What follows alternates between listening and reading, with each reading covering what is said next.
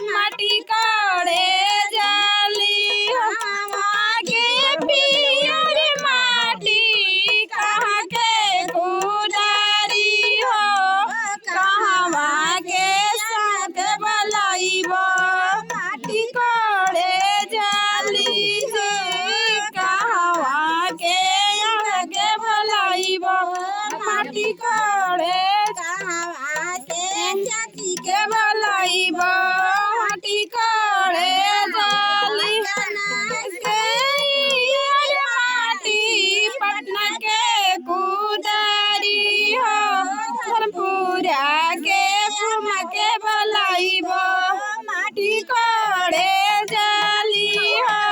धर्मपुरा से अन्ना के बलाइबो माटी करे जाली हो हमारा जाली हो हमारा से फुआ के बलाइबो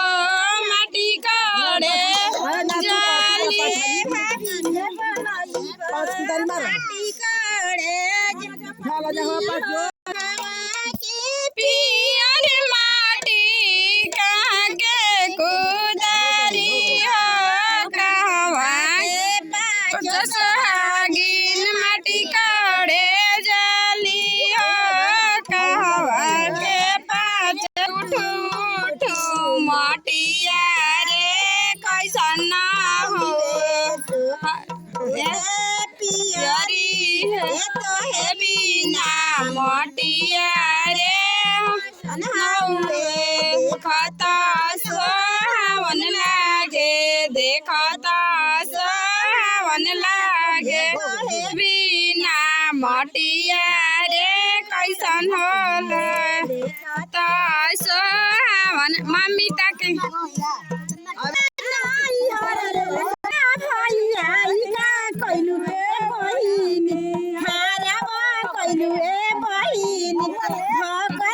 कहे ललटा बालू भैया का कइलुए बहिनी खारा बा कइलुए बहिनी बेग कहे